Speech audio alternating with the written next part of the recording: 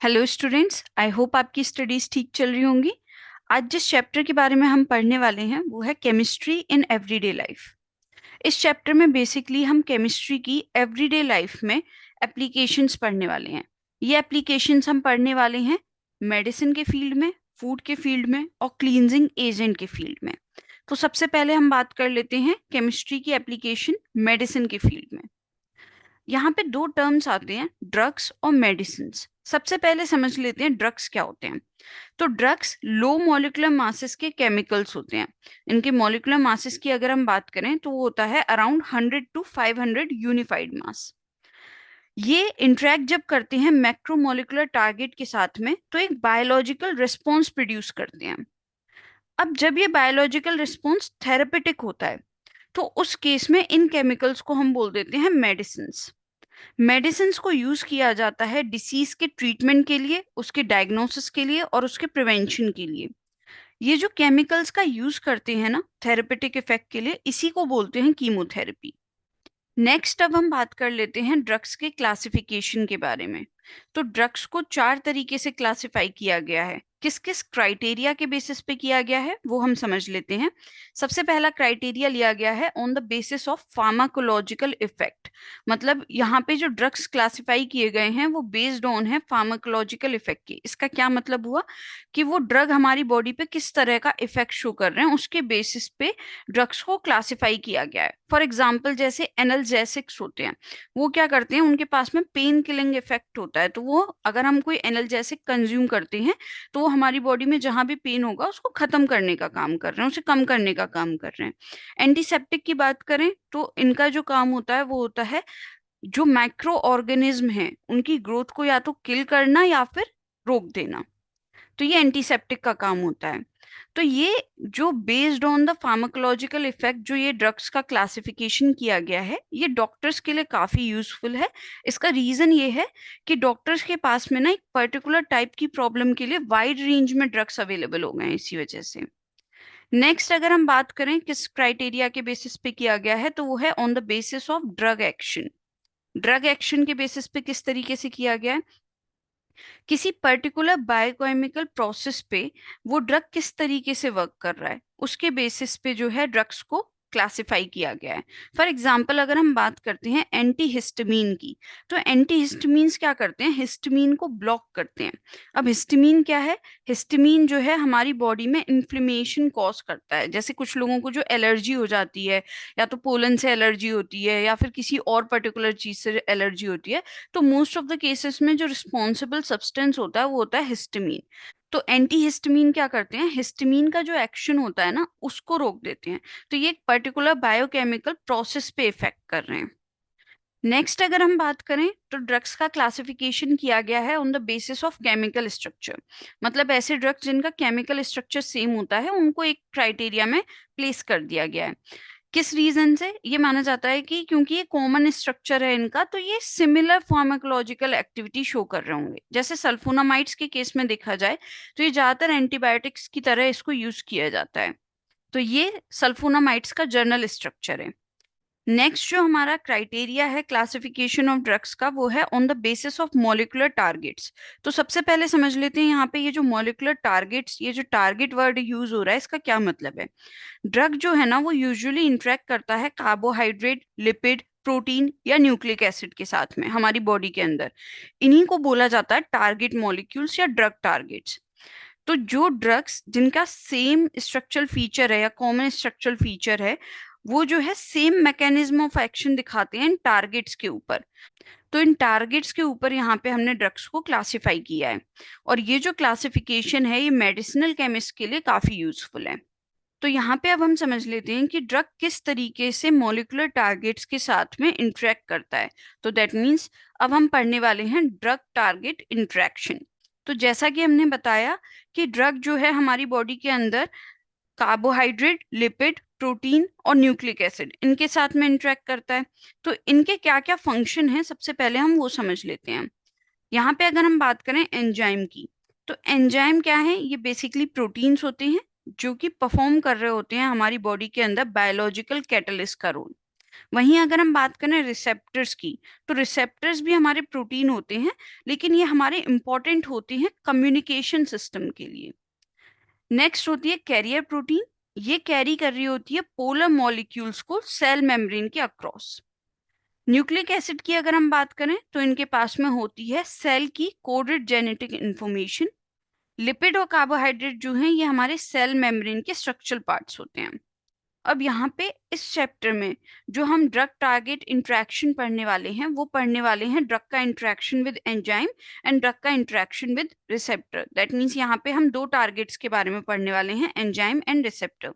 तो सबसे पहले हम बात कर लेते हैं एंजाइम एज ड्रग टारगेट की।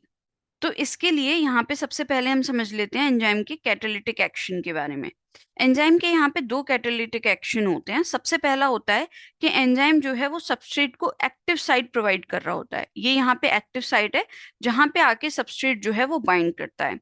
ये जो सबस्ट्रेट और एंजाइम के बीच में ये जो इंटरेक्शन हो रहे हैं एंजाइम के एक्टिव साइट और सबस्ट्रेट के बीच में, यहाँ पे जो है आयनिक बॉन्डिंग भी हो सकती है, हाइड्रोजन बॉन्डिंग भी हो सकती है, वॉन डर वाल इंटरेक्शन भी हो सकते हैं। तो पहला काम तो हो गया एंजाइम का कि सबस्ट्रेट को होल्ड करने का काम करता है केमिकल रिएक्शन के लिए। दूसरा फंक्शन क्या होता है एंजाइम का? दूसरा फंक्शन होता है कि ये फंक्शनल ग्रुप प्रोवाइड करता है जिसपे सबस्ट्रेट जो है वो अटैक करता है और केमिकल रिएक्शन प्रोसीड होती है। नेक्स्ट अब हम बात करते हैं ड्रग एंजाइम इंटरेक्शन की। तो ड्रग किस तरीके से एंजाइम के साथ इंटरेक्ट कर रहा होता है? ड्रग जो होता है वो बाइंडिंग साइट को एंजाइम की ब्लॉक कर देता है, जिसकी वजह से सबस्ट्रेट के साथ एंजाइम की बाइंडिंग नहीं हो पाती और एंजाइम की कैटालिटिक एक्टिविटी को इनहिबिट करता है। इसी वजह से ऐसे ड्रग्स को हम बोलते हैं एंजाइम इनहिबिटर्स। अब ये दो तरह के होते हैं, एक होता है कॉम्पिटिटिव इनहिबिटर और एक होता है नॉन कॉम्पिटिटिव इनहिबिटर। तो सबसे पहले हम यहाँ पे बात करने वाले हैं कॉम्पिटिटिव इनहिबिटर की। ऐसे ड्रग्स जो नेचुरल सबस्ट्रेट के साथ में कॉम्पीट करते हैं एक्टिव साइट पे बाइंड होने के लिए, इस तरह के ड्रग्स को हम कहते हैं कॉम्पिटिटिव इनहिबिटर्स। बेसिकली क्या है कि यहाँ पे सबस्ट्रेट और ड्रग इनकी सिमिलर जो है स्ट्रक्चर है, तो इसकी वजह से क्या होता है, ये ड्रग आकर के एक्टिव साइट पे बाइंड कर जाता है, जिसकी वजह से सबस्ट्रेट बाइंड नहीं कर पाता और फर्दर कैटालिटिक रिएक्शन नहीं हो रही होती। तो इस तरह के ड्रग्स को हम कहते हैं कॉम्पिटिटिव इनहिबिटर्स। नेक्स्ट अगर हम बात करें नॉन कॉम्पिटिटिव इनहिबिटर्स की, तो ये किस तरीके से काम करते हैं? एंजाइम के पास में ये तो है एक्टिव साइट, तो अदर देन एक्टिव साइट जो साइट होगी उसको हम बोलेंगे एलोस्टेरिक साइट, जहां पे जाकर के ये जो ड्रग है हमारा ये अटैक करेगा या बाइंड करेगा। तो इसकी वजह से क्या होगा कि ये जैसे ही ड्रग इसके साथ में बाइंड करेगा, यहाँ पे एक्टिव साइट की शेप चेंज हो जाएगी, जिसकी वजह से सबस्ट्रेट इसके साथ में बाइंड नहीं कर सकता। तो इसको हम बोलते हैं, इस तरह के ड्रग्स को हम बोलते हैं नॉन कॉम्पिटिटिव इनहिबिटर्स। अगर मान लीजिए ड्रग एंजाइम के साथ में स्ट्रॉन्ग कोवेलेंट बॉन्ड से अटैच हो जाए और इनको जो है इन बॉन्ड्स को तोड़ना आसान नहीं होता और ये इजीली ब्रेक ना हो पा रहे हो, तो उस केस में क्या होता है, एंजाइम परमानेंटली ब्लॉक हो गया। तो उस केस में बॉडी क्या करती है, उस एंजाइम और वो जो ड्रग का कॉम्प्लेक्स है उसको डिग्रेड कर देती है और फिर एक नया एंजाइम सिंथेसाइज करती है। तो ये था हमारा ड्रग और एंजाइम का इंटरेक्शन। अब हम समझ लेते हैं रिसेप्टर कैसे काम करता है एज ड्रग टारगेट। जैसा कि हमने बताया था कि रिसेप्टर्स प्रोटीन होते हैं जो कि बॉडी की कम्युनिकेशन प्रोसेस के लिए इंपॉर्टेंट होते हैं। तो ये जो मेजॉरिटी ऑफ रिसेप्टर्स होते हैं ना, ये सेल मेम्ब्रेन में एम्बेडेड होते हैं और ये इस तरीके से एम्बेडेड होते हैं कि इनकी ये जो बाइंडिंग साइट होती है या आप बोल सकते हो एक्टिव साइट होती है, ये सेल मेम्ब्रेन की आउटर सरफेस की तरफ होती है, मतलब सेल मेम्ब्रेन के बाहर निकली हुई होती है। जब भी कभी बॉडी में दो न्यूरॉन्स के बीच में या न्यूरॉन से मसल के बीच में कम्युनिकेशन होनी होती है ना, तो वो सर्टेन केमिकल्स के थ्रू होती है। उन केमिकल्स को हम बोलते हैं केमिकल मैसेंजर्स। यहाँ पे समझ लीजिए ये जो पर्पल कलर का हमने दिखाया हुआ है ये एक केमिकल मैसेंजर है। तो होता क्या है, जब ये मैसेंजर रिसेप्टर के पास में आएगा, तो यहाँ पे ये जो रिसेप्टर है इसकी ये जो बाइंडिंग साइट है इसकी शेप चेंज होगी। एज अ रिजल्ट ये मैसेंजर जो है इस रिसेप्टर से अटैच होगा और एज अ रिजल्ट ये जो रिसेप्टर है ना, इसकी यहाँ पे फर्दर शेप चेंज होगी और इस बार होगी इनर सरफेस की तरफ सेल मेम्ब्रेन की, जिससे कि मैसेज पहुंचेगा सेल मेम्ब्रेन के अंदर। ठीक है, तो सेल के अंदर जो है हमारा यहाँ पे मैसेज ट्रांसफर हो गया।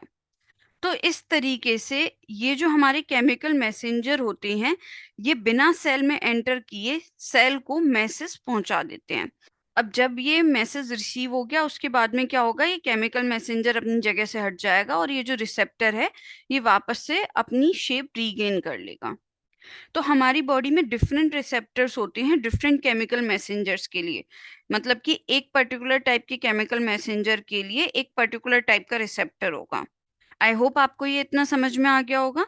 तो यहाँ पे अब हम दो इंपॉर्टेंट टर्म समझ लेते हैं, एंटागोनिस्ट और एगोनिस्ट। ये क्या होती हैं कि ऐसे ड्रग्स जो रिसेप्टर साइट पे जाके नेचुरल फंक्शन को रोक दें, उन्हें बोलते हैं एंटागोनिस्ट। ये तब यूजफुल होते हैं जब हम चाहते हैं कि मैसेज जो है वो रुक जाए। दूसरे होते हैं एगोनिस्ट। एगोनिस्ट क्या होते हैं, ऐसे ड्रग जो कि नेचुरल मैसेंजर को मिमिक करें, मतलब उसी की तरह उसी के सिमिलर काइंड ऑफ स्ट्रक्चर होगा और ये रिसेप्टर को स्विच ऑन करेंगे ऑफ करने की जगह।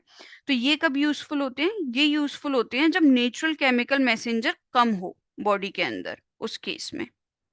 तो यहाँ तक तो हमने समझ लिया कि रिसेप्टर कैसे काम कर रहे होते हैं एज ड्रग टारगेट। अब हम समझ लेते हैं डिफरेंट क्लासेस जो होती हैं ड्रग्स के, उनके क्या क्या थेरेपेटिक एक्शंस हैं। अगर हम बात करें एंटा एसिड्स की, तो एंटा एसिड्स को लेने की हमें नीड क्या पड़ती है, सबसे पहले हम वो समझ लेते हैं। हमारे स्टमक में जब कभी ओवर प्रोडक्शन होता है ना एसिड का, तो उसकी वजह से हमें इरिटेशन और पेन फील होता है। सीवियर केसेस में क्या होता है कि अल्सर्स डेवलप हो जाते हैं स्टमक के अंदर।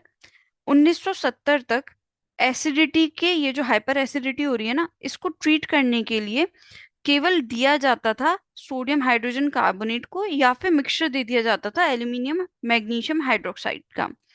तो बेसिकली क्या होता था कि ये बेसिक है नेचर में, तो अगर हम इनको एक्सेसिव अमाउंट में ले लेना तो उसकी वजह से स्टमक के अंदर एल्कलाइन मीडियम क्रिएट हो जाता था। अब स्टमक के अंदर रहना तो एसिडिक मीडियम चाहिए, तो इसकी वजह से एसिड का और ज्यादा सीक्रेशन होता था और ज्यादा प्रोडक्शन होने लगता था। तो स्टमक के अंदर और ज्यादा एसिड सीक्रेट होता था। अगर हम बात करें कि सोडियम हाइड्रोजन कार्बोनेट और ये जो मेटल के हाइड्रोक्साइड हैं, इनमें बेटर कौन था, तो बेटर ऑल्टरनेटिव थे मेटल हाइड्रोक्साइड, क्योंकि ये इनसॉल्युबल रहते थे, तो इसलिए ये पीएच को न्यूट्रलिटी के अबव जो है इंक्रीज नहीं करते थे। ये भले ही बेटर ऑल्टरनेटिव थे, लेकिन अच्छे ये भी नहीं थे, क्योंकि ये क्या कर रहे थे, ये जो हमारे एंटा एसिड्स की तरह ये जो काम कर रहे हैं, ये सिर्फ और सिर्फ सिम्टम्स को ठीक कर रहे थे, लेकिन जो उसका कॉज था ना उसको ठीक नहीं कर पा रहे थे। तो मतलब थोड़े थोड़े टाइम बाद प्रॉब्लम हो रही थी लोगों को। और क्योंकि मैंने जैसा कहा कि जब ये सीवियर केसेस हो जाता था तो अल्सर्स बन जाते थे, तो उस केस में क्या करना होता था कि जो पार्ट ज्यादा अफेक्ट हो गया ना अल्सर से, तो उसको स्टमक के उस पार्ट को ऑपरेट करके निकालना पड़ता था। तो एंटा एसिड्स की हिस्ट्री में मेजर ब्रेक थ्रू तब हुआ जब ये पता चला कि एक केमिकल है हिस्टामीन, जो कि स्टिमुलेट करता है पेप्सिन और हाइड्रोक्लोरिक एसिड के सीक्रेशन को स्टमक के अंदर। तो ये मेजर ब्रेक थ्रू कैसे हुआ, क्योंकि अब इसके लिए ना ड्रग बनाई जा सकती थी और बनाई भी गई, सिमिटिडीन, जिसे कि टैगामेंट भी बोला गया। ये जो ड्रग थी ये क्या करती थी, हिस्टामीन जो स्टमक वॉल्स के अंदर जो रिसेप्टर प्रेजेंट थे ना उनके साथ में जो इंटरेक्ट करता था, उसी के इंटरेक्शन को ये प्रिवेंट कर देती थी। तो जब हिस्टामीन जाकर के उस रिसेप्टर से, स्टमक वॉल के रिसेप्टर से अटैच ही नहीं होगा, तो जाहिर सी बात है फिर एसिड का सीक्रेशन नहीं होगा। तो ये काफी ज्यादा, मतलब कह सकते हो ना, एकदम हाइप बन गई थी इसकी, एकदम मार्केट में आई, तहलका मच गया, धूम मच गई, इस टाइप की ड्रग थी। तो काफी टाइम तक ये लार्जेस्ट सेलिंग ड्रग रही। फिर आई हमारी रेंटिडीन, जिसे जेंटेक भी कहते हैं। ये नाम मैं यहाँ पे इसलिए बता रही हूँ क्योंकि जेई के एग्जाम में भी डायरेक्टली नेम से पूछ लिया जाता है, स्ट्रक्चर पे मत जाओ, लेकिन नेम जरूर याद रख लो। ठीक है, तो यहाँ तक तो बात हो गई एंटा एसिड्स की। अब हम समझ लेते हैं एंटी हिस्टामिन्स के बारे में। एंटीहिस्टामीन्स किस तरीके से काम करते हैं उसे समझने से पहले हम समझ लेते हैं कि हिस्टामीन का फंक्शन क्या है हमारी बॉडी के अंदर। तो हिस्टामीन जो है ये हमारी ब्रोंकाई और गट में जो ये स्मूथ मसल्स होती है ना उनको कॉन्ट्रैक्ट कर देता है और बाकी मसल्स को रिलैक्स कर देता है। बाकी कौन सी मसल, जैसे फाइन ब्लड वेसल की जो वॉल्स होती है ना उनमें जो मसल्स होती हैं उनको रिलैक्स कर देता है। इसके अलावा नेजल कंजक्शन, जब कॉमन कोल्ड या फिर किसी को एलर्जी होती है पोलन वगैरह से, तो उसको जो है जो नेजल कंजक्शन फील हो रहा होता है ना, उसके लिए भी जो रिस्पॉन्सिबल होता है ना वो हिस्टामीन होता है। तो इन प्रॉब्लम्स को दूर करने के लिए ना एंटी हिस्टामीन्स लिए जाते हैं। ये कुछ सिंथेटिक ड्रग्स हैं, जैसे ब्रोमफेनिरामीन जिसे डाइमटेप या डाइमटेन कहते हैं, टरफेनाडीन जिसे सेल्डिन भी कहते हैं, ये जो है हमारे यूज किए जाते हैं एज एंटी हिस्टामीन्स। तो बेसिकली क्या होता है कि जिस भी रिसेप्टर पे जाके हिस्टामीन बाइंड करना चाह रहा होता है ना इन इफेक्ट्स को शो करने के लिए, ये ड्रग्स जा करके वहां पे इसके साथ में कॉम्पीट करते हैं और ये जो हिस्टामीन का नेचुरल एक्शन है उसे रोकते हैं, उसकी एक्टिविटी में इंटरफेरेंस कॉज करते हैं। अच्छा, अब यहाँ पे मुझे एक सवाल का जवाब दो कि ये एंटी हिस्टामीन्स और ये एंटा एसिड्स अलग अलग क्यों लिए हैं? वहां पे भी हम हिस्टामीन को ही रोकने के लिए कर रहे थे, यहाँ पे भी हम हिस्टामीन को ही रोकने के लिए कर रहे हैं, तो सेम ड्रग जो वहां लिए थे वही यहाँ पे भी यूज कर लेने चाहिए थे इस केस में, तो ऐसा क्यों नहीं किया? तो इसका आंसर हम पहले भी बता चुके हैं कि डिफरेंट रिसेप्टर्स हमारी बॉडी में प्रेजेंट हैं डिफरेंट टाइप के केमिकल मैसेजेस के लिए, और वो डिफरेंट टाइप के इफेक्ट शो कर रहे होते हैं। अब हिस्टामीन जब हमारे स्टमक की वॉल के साथ में जो है जाकर के बाइंड करता है, तब वो जाकर के एसिड का प्रोडक्शन कर रहा होता है।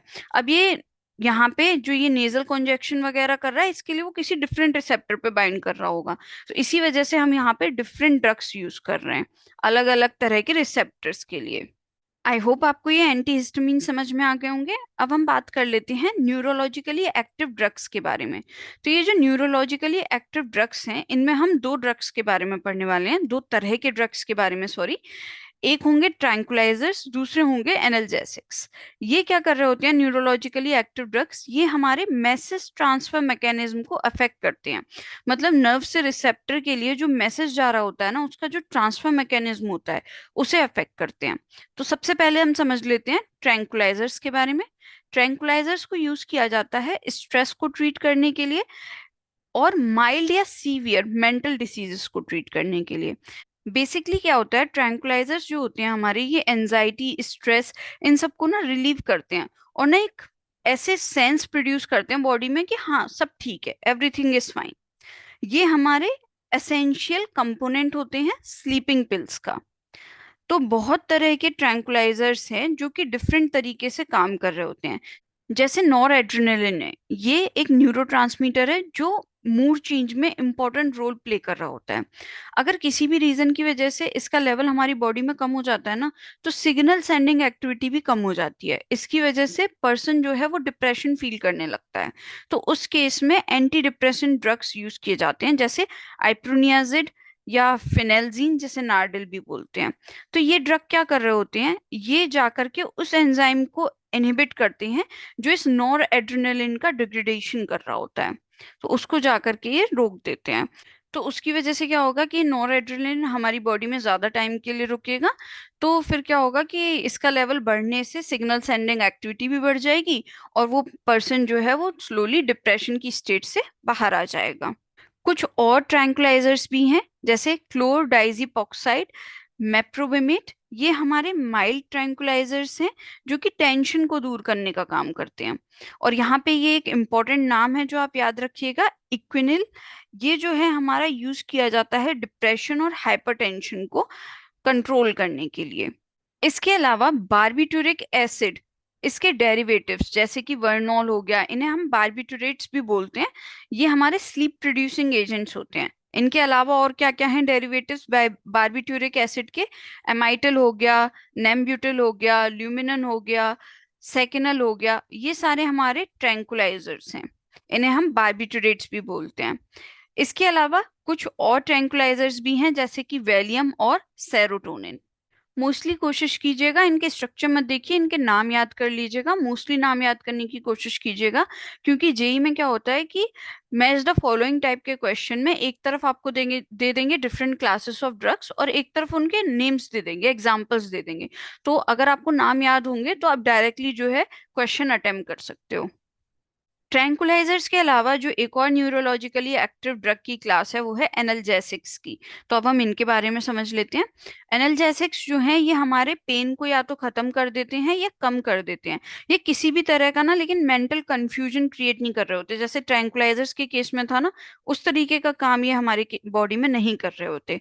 अब ये जो एनाल्जेसिक्स होते हैं ना, ये दो तरीके के होते हैं। एक होते हैं नॉन नार्कोटिक, जिन्हें नॉन एडिक्टिव भी कहा जाता है, और एक होते हैं नार्कोटिक, जिन्हें एडिक्टिव कहा जाता है। तो एक एक करके इन्हें समझ लेते हैं। सबसे पहले हम बात कर लेते हैं नॉन नार्कोटिक एनाल्जेसिक्स के बारे में। एस्पिरिन हो गया, पैरासीटामोल हो गया, वो इसी क्लास को बिलोंग करते हैं। एस्पिरिन सबसे फेमिलियर एग्जाम्पल है। ये क्या करता है, ये प्रोस्टाग्लैंडिन की सिंथेसिस को रोक देता है। प्रोस्टाग्लैंडिन क्या कर रहा होता है, ये टिश्यूज में इन्फ्लेमेशन को स्टिमुलेट करता है, जिसकी वजह से पेन कॉज होता है। तो जब ये हमारा प्रोस्टाग्लैंडिन की सिंथेसिस को ही रोक देगा एस्पिरिन, तो एज अ रिजल्ट पेन जो है वो कॉज नहीं होगा।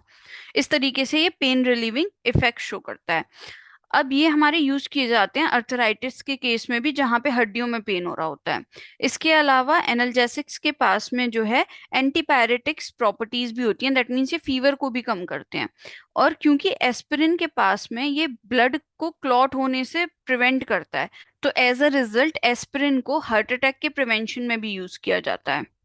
नेक्स्ट अब हम समझ लेते हैं नार्कोटिक एनाल्जेसिक्स को। तो मॉर्फिन हो गया और इसके होमोलॉग्स जो होते हैं, जब मेडिसिनल डोजेज में इनको बॉडी के अंदर डाला जाता है तो ये पेन को रिलीव करते हैं और स्लीप ले आते हैं।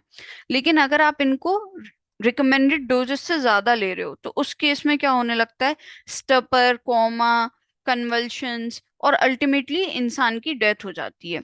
ये हमारे एडिक्टिव टाइप के एनाल्जेसिक्स होते हैं। कुछ लोग इनकी जो है उनको आदत लग जाती है इसकी। ठीक है। अब ये हमारे ओपियम पॉपी से ऑब्टेन किए जाते हैं, इस वजह से इनको ओपिएट्स भी कहते हैं।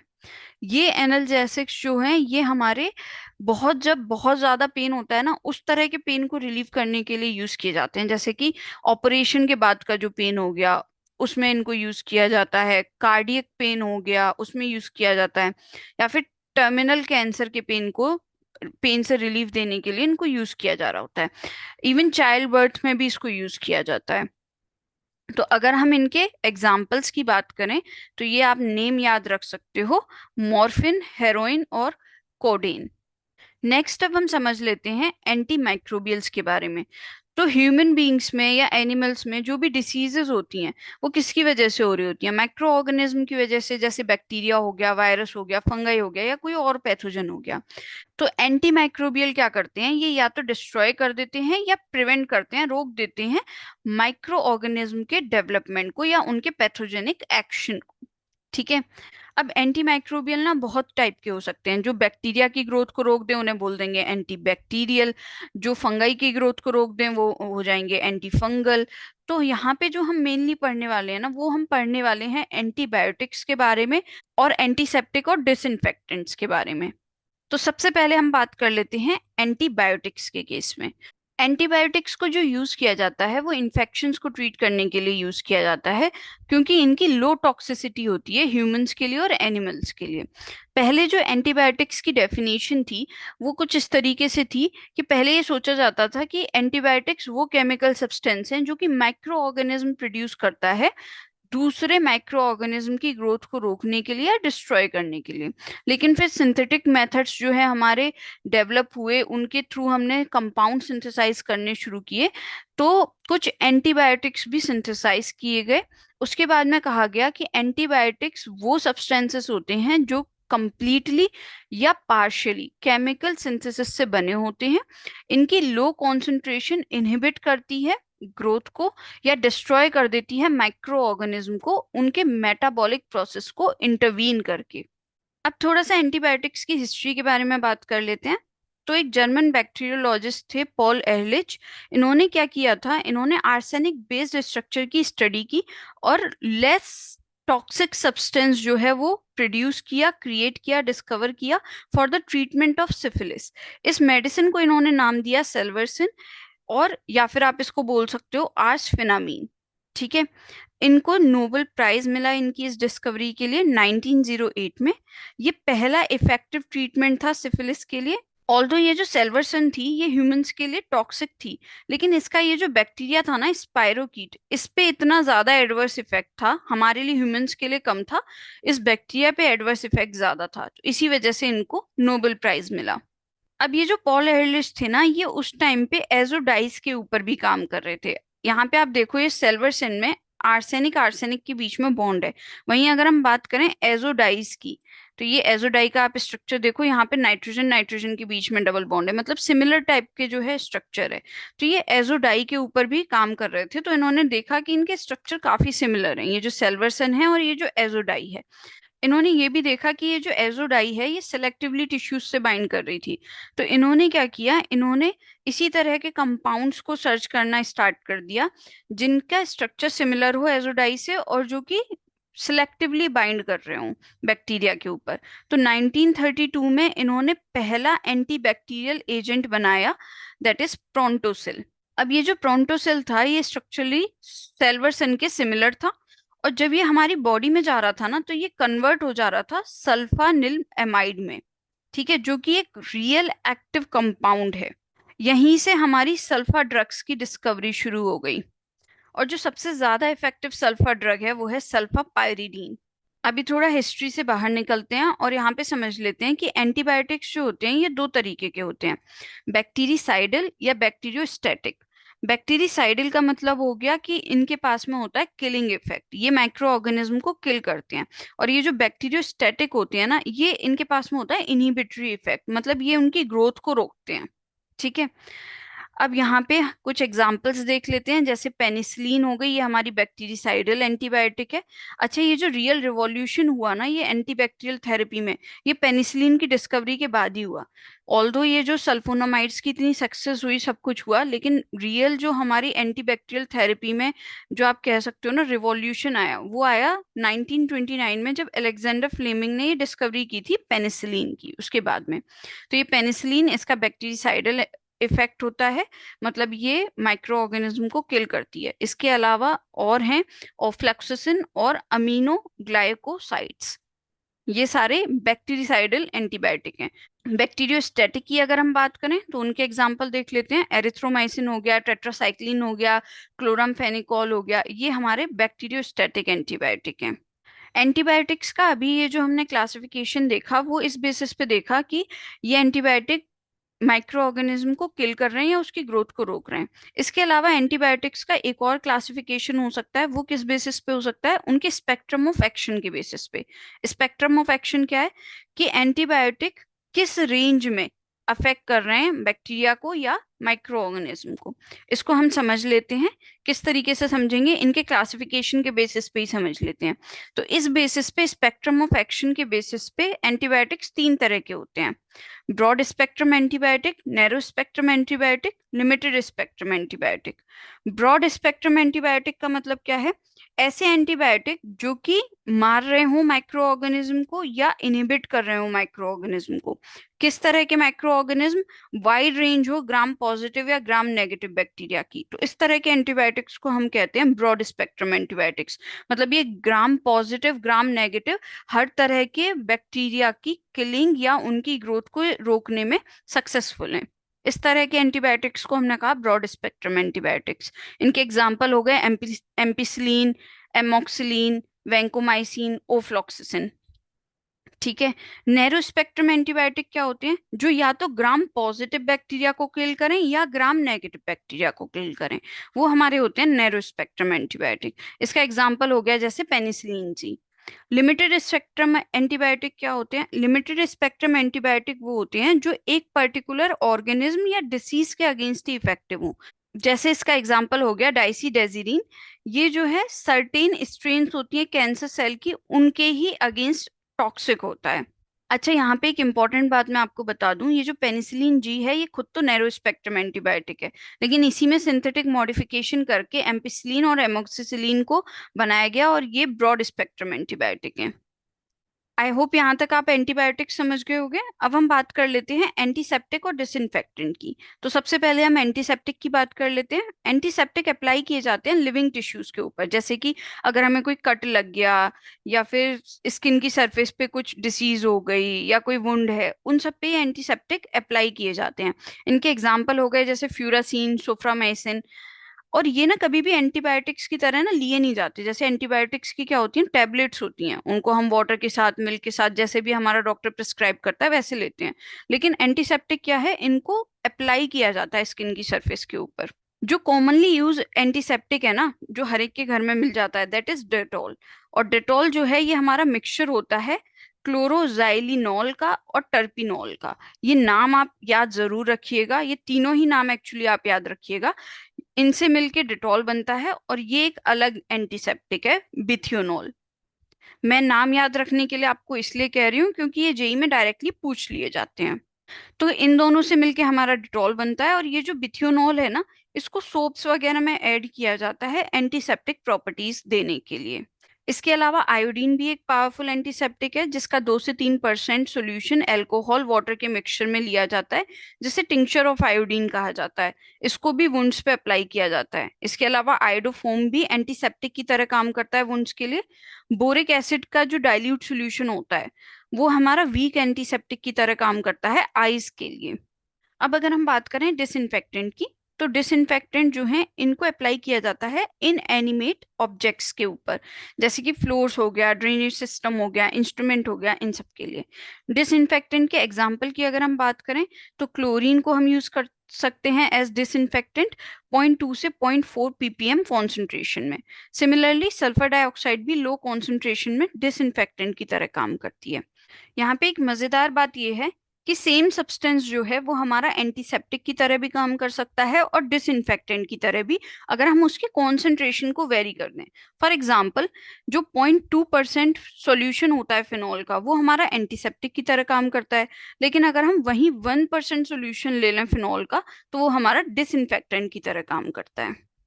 अब हम समझ लेते हैं therapeutic action anti fertility drugs का।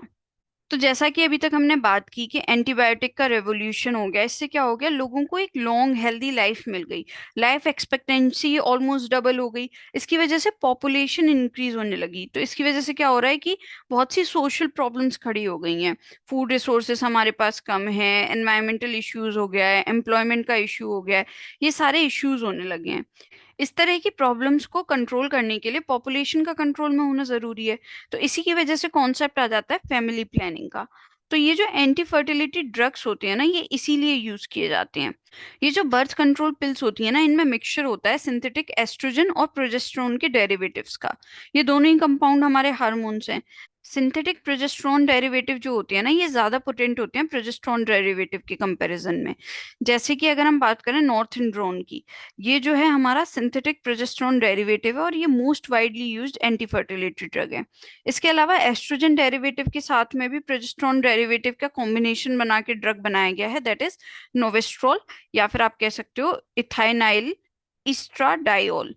तो इसी के साथ हमने थेरेपेटिक एक्शन पढ़ लिया डिफरेंट क्लासेस ऑफ ड्रग्स का। तो यहाँ तक हमने समझ लिया कि केमिस्ट्री की क्या एप्लीकेशंस हैं ड्रग्स की फील्ड में। अब हम बात करते हैं केमिस्ट्री की एप्लीकेशन इन फूड। सबसे पहले समझ लेते हैं फूड में केमिकल्स मिलाए क्यों जाते हैं। फूड में केमिकल्स मिलाए जाते हैं फूड के प्रिजर्वेशन के लिए, उसकी अपील एनहांस करने के लिए, और उसमें न्यूट्रिटिव वैल्यू ऐड करने के लिए। किस तरह के फूड एडिटिव्स को हम यूज करते हैं, जैसे कि फूड कलर्स हो गए, फ्लेवर्स या स्वीटनर्स हो गए, और इसके अलावा एंटीऑक्सीडेंट्स हो गए, प्रिजर्वेटिव्स हो गए, न्यूट्रिशनल सप्लीमेंट्स हो गए। ये सारी चीजें जो हैं वो फूड में ऐड की जाती हैं। तो ये सारे हैं हमारे केमिकल्स इन फूड। बट इस चैप्टर में जो हम मेनली पढ़ने वाले हैं, वो है स्वीटनर्स और फूड प्रिजर्वेटिव। तो सबसे पहले हम समझ लेते हैं स्वीटनर यानी कि आर्टिफिशियल स्वीटनिंग एजेंट्स के बारे में। जो नेचुरल स्वीटनर है ना, जैसे कि सुक्रोज, ये क्या करते हैं, जब हम इन्हें कंज्यूम करते हैं ना, तो इससे हमारी कैलोरीज बढ़ती हैं। तो इसलिए काफी लोग प्रेफर करते हैं आर्टिफिशियल स्वीटनर्स को यूज करना, जैसे कि सैक्रिन, ऑर्थोसल्फोबेंजीमाइड, इसको हम सैक्रिन भी बोलते हैं। ये पहला पॉपुलर आर्टिफिशियल स्वीटनिंग एजेंट है। इसको स्वीटनिंग एजेंट की तरह यूज किया जा रहा है जब ये डिस्कवर हुआ था 1879 में, तब से। अगर हम इसकी बात करें कि कैन शुगर के कंपैरिजन में इसकी स्वीटनेस वैल्यू कितनी है, तो ये कैन शुगर से 550 टाइम्स ज्यादा स्वीट है। इसको जब हम कंज्यूम करते हैं ना, तो ये बॉडी में बिना चेंज हुए ही यूरिन के थ्रू पास हो जाता है। तो ये इनर्ट है और हार्मलेस है। इस वजह से ना डायबिटिक पर्सन्स के लिए, जिनको कि मतलब अपने कैलोरी इंटेक को कंट्रोल में रखना है, उनके लिए सबसे सही है। इसके अलावा भी और भी आर्टिफिशियल स्वीटनर्स हैं, एक एक करके उनके बारे में भी समझ लेते हैं। अगर हम बात करें एस्पार्टेम की, तो ये जो एस्पार्टेम है, ये मोस्ट सक्सेसफुल और वाइडली यूज्ड आर्टिफिशियल स्वीटनर है। ये रफली 100 टाइम्स जो है स्वीट होता है कैन शुगर के कंपैरिजन में। और ये जो है एस्पार्टिक एसिड और फिनाइल एलिनीन, इनसे जो डाइपेप्टाइड बनता है ना, उसका मिथाइल एस्टर है। इसके अगर हम यूज की बात करें ना, तो इसको हम यूज करते हैं कोल्ड फूड में या फिर सॉफ्ट ड्रिंक में, क्योंकि कुकिंग टेम्परेचर पे ना ये अनस्टेबल हो जाता है। ठीक है। वहीं अगर हम बात करें सुक्रोलोज की, तो सुक्रोलोज जो है ये हमारा ट्राइक्लोरो डेरिवेटिव है सुक्रोज का। इसका अपीयरेंस और टेस्ट दोनों ही शुगर जैसे हैं। ये कुकिंग टेम्परेचर पे स्टेबल होता है और ये कोई कैलोरी ऐड नहीं करता। लेकिन अगर हम बात करें एलिटेम की, तो एलिटेम जो है ये हाई पोटेंसी स्वीटनर है। ये स्टेबल तो होता है, एस्पार्टेम के कंपैरिजन में ये ज्यादा स्टेबल है, लेकिन ना इसमें जैसे हमने कहा ये हाई पोटेंसी स्वीटनर है। तो जो फूड के अंदर जो हम स्वीटनेस चाह रहे हैं ना, उसका कंट्रोल रख पाना ना बहुत मुश्किल हो जाता है इसकी वजह से। क्योंकि आप देख भी सकते हो कि शुगर कैन के कंपैरिजन में इसकी ये जो हम बात करें अगर कि ये कितना स्वीट है शुगर कैन के कंपैरिजन में, तो ये 2000 टाइम्स ज्यादा स्वीट है। तो इस वजह से आर्टिफिशियल स्वीटनिंग एजेंट्स के बाद अब हम बात कर लेते हैं फूड प्रिजर्वेटिव्स के बारे में। तो फूड प्रिजर्वेटिव्स को हम यूज करते हैं ताकि हम फूड की स्पॉयलेज को प्रिवेंट कर सकें, जो कि माइक्रोबियल ग्रोथ होने की वजह से होने लगती है। जो मोस्ट कॉमनली यूज किए जाते हैं ना प्रिजर्वेटिव, उनमें आता है table salt, sugar, vegetable oil, sodium benzoate. अब ये जो सोडियम बेंजोएट है ना, इसे लिमिटेड क्वांटिटी में यूज किया जाता है। ठीक है। इसके अलावा यूज किए जाते हैं सॉर्बिक एसिड, प्रोपेनोइक एसिड, इनके सॉल्ट्स को भी यूज किया जाता है एज प्रिजर्वेटिव। तो this was all about chemicals in food. अब हम बात कर लेते हैं केमिकल्स इन क्लींजिंग एजेंट। तो क्लींजिंग एजेंट में हम यहाँ पे दो तरह के क्लींजिंग एजेंट्स के बारे में पढ़ने वाले हैं, सोप्स और डिटर्जेंट्स। सबसे पहले हम सोप की बात कर लेते हैं। सोप जो है ये हमारे क्लीनिंग पर्पस के लिए यूज किए जाते हैं। ये इन्हें बनाया कैसे जाता है, ग्लिसराइल एस्टर लिया जाता है फैटी एसिड का, उसको हीट किया जाता है सोडियम या पोटेशियम हाइड्रोक्साइड सॉल्यूशन के साथ में। इस रिएक्शन को हम कहते हैं सैपोनिफिकेशन रिएक्शन। इससे जो सोप बनता है ना, वो कोलॉइडल फॉर्म में रहता है। जैसे यहाँ पे ये जो सोप बना है इस रिएक्शन में, वो है ये सोडियम स्टेरेट। तो ये कोलॉइडल फॉर्म में रहता है। इसको प्रेसिपिटेट करने के लिए इसमें सोडियम क्लोराइड ऐड किया जाता है। क्योंकि हमने यहाँ पे सोडियम हाइड्रोक्साइड यूज किया था, इसलिए हमें मिला है sodium salt long chain fatty acid का। अगर हम पोटेशियम हाइड्रोक्साइड यूज करते तो हमें मिलता potassium salt long chain fatty acid का। तो जो ये हमारे सोप होते हैं ना, बेसिकली ये लॉन्ग चेन फैटी एसिड के सोडियम या पोटेशियम सॉल्ट होते हैं। अब हम यहाँ पे सोडियम या पोटेशियम हाइड्रोक्साइड ही क्यों यूज कर रहे हैं, कोई और मेटल हाइड्रोक्साइड क्यों नहीं यूज कर रहे? क्योंकि सोडियम और पोटेशियम के सोप्स ही केवल वाटर में सॉल्युबल होते हैं, इसलिए इन्हें क्लीनिंग पर्पस के लिए यूज किया जाता है। और जनरली जो पोटेशियम के सोप्स होते हैं ना, वो सॉफ्ट होते हैं स्किन पे as compare to sodium soaps. अब ये तो हो गई सोप्स की बात। अब हम जान लेते हैं टाइप्स ऑफ सोप्स के बारे में। तो बेसिकली जितने भी सोप्स हैं ना, उनको बनाया उसी प्रोसेस से जाता है कि फैट या फिर ऑयल को सुइटेबल सॉल्युबल हाइड्रोक्साइड के साथ में बॉईल कर लिया जाता है। वेरिएशन कैसे लाए जाते हैं, डिफरेंट रॉ मटेरियल्स को यूज करके। जैसे अगर हम टॉयलेट सोप्स की बात करें, तो इसमें बेटर ग्रेड के फैट्स और ऑयल्स को यूज किया जाता है। और इसमें जो है कलर्स और परफ्यूम्स को ऐड कर दिया जाता है ताकि ये और अट्रैक्टिव लगे। अब अगर हम बात करें, नेक्स्ट टाइप है हमारा सोप का फ्लोटिंग सोप। तो फ्लोटिंग सोप क्या है? सोप जो कि फ्लोट करें वाटर में, उन्हें हम कहते हैं फ्लोटिंग सोप। और इन्हें बनाया कैसे जाता है, इनकी हार्डनिंग से पहले ही ना इनमें इन्हें बीट किया जाता है, जिससे कि इनमें ना टाइनी एयर बबल्स क्रिएट हो जाते हैं। जैसे जब हम केक का बैटर बनाते हैं ना, उस टाइम पे हम कर रहे होते हैं कंटिन्यूअस मिक्सिंग, स्ट्रिलिंग, बीटिंग, उसी तरीके से इसमें किया जाता है। नेक्स्ट अगर हम बात करें ट्रांसपेरेंट सोप्स की, तो इन्हें कैसे बनाया जाता है? इनको क्या किया जाता है, ये जो सोप बनता है ना, उसको इथेनॉल में डिसॉल्व कर लिया जाता है और फिर एक्सेस सॉल्वेंट को इवेपोरेट कर देते हैं। इससे हमारे बन जाते हैं ट्रांसपेरेंट सोप्स। नेक्स्ट है हमारे मेडिकेटेड सोप्स। मेडिकेटेड सोप्स में मेडिसिनल वैल्यू के सब्सटेंसेस को ऐड कर दिया जाता है। कुछ सोप्स में डिओड्रेंट्स को भी ऐड किया जाता है। अगर हम बात करें शेविंग सोप्स की, तो इनके अंदर होता है ग्लिसरॉल, जो कि रैपिड ड्राइंग को प्रिवेंट करता है। एक गम होती है जिसको हम बोलते हैं रोजिन। इनको बनाते टाइम ना रोजिन को ऐड किया जाता है, तो ये फॉर्म कर लेते हैं सोडियम रोजिनेट, जो कि अच्छे से झाग बनाता है। इसी वजह से वो जो शेविंग सोप होते हैं ना, उनसे बहुत ज्यादा झाग बनता है।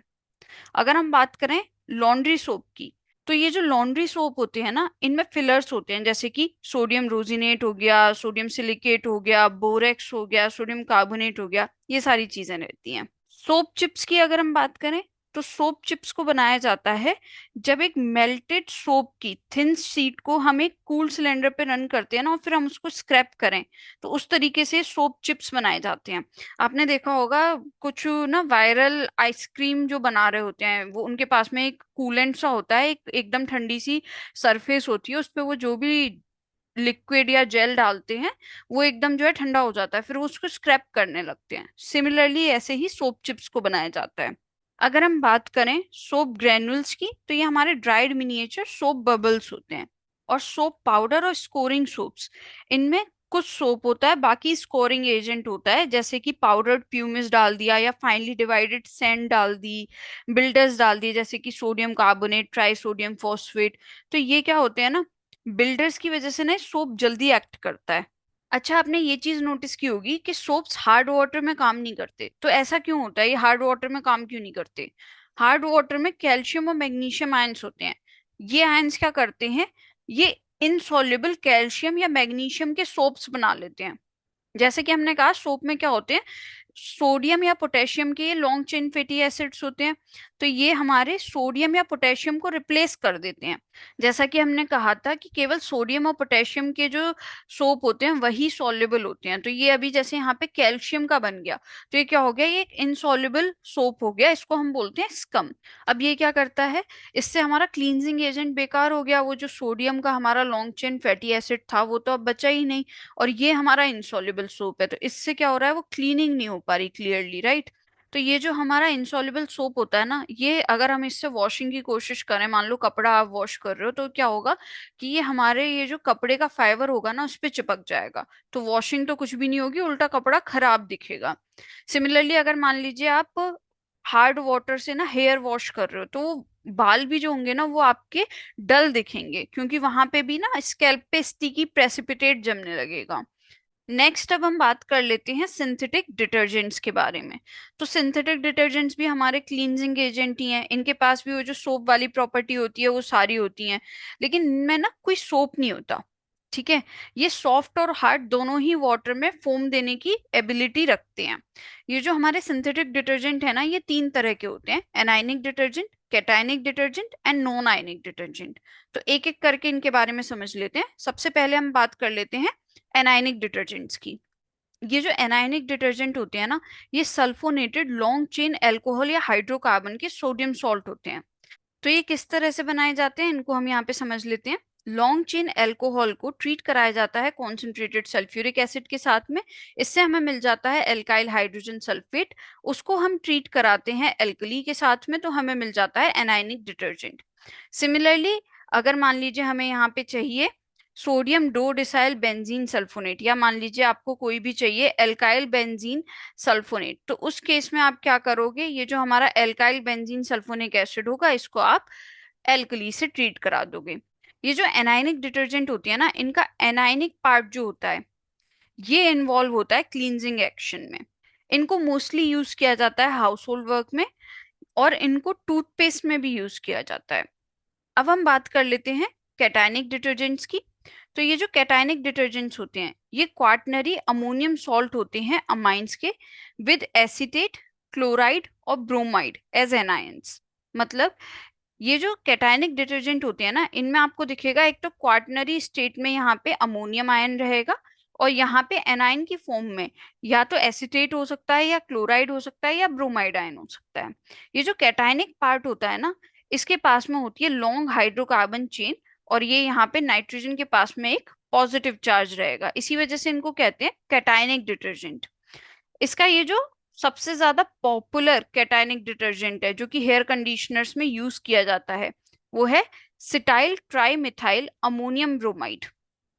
इसका स्ट्रक्चर आप यहाँ पे इस स्क्रीन पे देख सकते हैं। ये जो कैटायनिक डिटर्जेंट्स होते हैं ना, इनके पास में जर्मिसाइडल प्रॉपर्टीज होती हैं, इसी वजह से ये एक्सपेंसिव होते हैं और इनको कम यूज किया जाता है। अब नेक्स्ट हम बात कर लेते हैं अबाउट नॉन आयनिक डिटर्जेंट्स। ये जो नॉन आयनिक डिटर्जेंट होते हैं इनमें कोई आयन नहीं होता, जैसे एनायनिक में एनायन था, कैटायनिक में कैटायन था, इनके पास में कोई आयन नहीं होता इनके कॉन्स्टिट्यूशन में। ये यहाँ पे एक नॉन आयनिक डिटर्जेंट है, ये कब फॉर्म हुआ है, जब स्टीरिक एसिड की रिएक्शन हुई विद पॉली इथाइलिन ग्लाइकोल। अब ये जो नॉन आयनिक डिटर्जेंट्स होते हैं ना, इनको लिक्विड डिश वॉशिंग के लिए यूज किया जाता है। डिटर्जेंट्स के केस में जो मेन प्रॉब्लम हम फेस करते हैं ना, वो ये है कि हाइड्रोकार्बन चेन जितनी ज्यादा ब्रांच होती है ना, बैक्टीरिया उसको इजीली ना डिग्रेड नहीं कर पाता। फिर ये जो स्लो डिग्रेडेशन होता है ना इन डिटर्जेंट का, उसकी वजह से क्या होने लगता है, इनका एक्यूमुलेशन होने लगता है। फिर ये सारे डिटर्जेंट वगैरह हमारे रिवर्स या पॉन्ड्स में पहुंचते हैं, और ये वाटर ट्रीटमेंट के बाद भी ना ये इनमें रह जाते हैं। इसकी वजह से क्या हो रहा होता है कि फोमिंग दिखती है रिवर्स में, पॉन्ड्स में, और वाटर पॉल्यूट हो जाता है। तो अब इन दोनों क्या किया जाता है, हाइड्रोकार्बन चेन जिसमें कम से कम ब्रांचिंग हो, वो डिटर्जेंट यूज किए जाते हैं। और अनब्रांच चेन वाले जो होते हैं ना, वो तो काफी इजीली बायोडिग्रेड हो जाते हैं। इसकी वजह से पॉल्यूशन प्रिवेंट हो जाता है। तो इसी के साथ ये चैप्टर यहाँ पे खत्म होता है, केमिस्ट्री इन एवरीडे लाइफ। अब जो नेक्स्ट वीडियो मैं लेकर के आने वाली हूँ, वो लेकर के आने वाली हूँ 2023, दैट मीन्स 2023, इसी साल जो जेई में क्वेश्चन पूछे गए हैं उनके, इस चैप्टर से रिलेटेड उनके आंसर्स के ऊपर। तो अभी तक अगर आपने चैनल को सब्सक्राइब नहीं किया है तो प्लीज उसे सब्सक्राइब कर लें। और अगर आपको ये वीडियो पसंद आई है तो इस वीडियो को लाइक कर दीजिएगा, और कमेंट सेक्शन में जरूर बताइएगा कि आप और कौन सा चैप्टर चाहते हैं वन शॉट में इसी तरीके से पढ़ना। Thank you so much.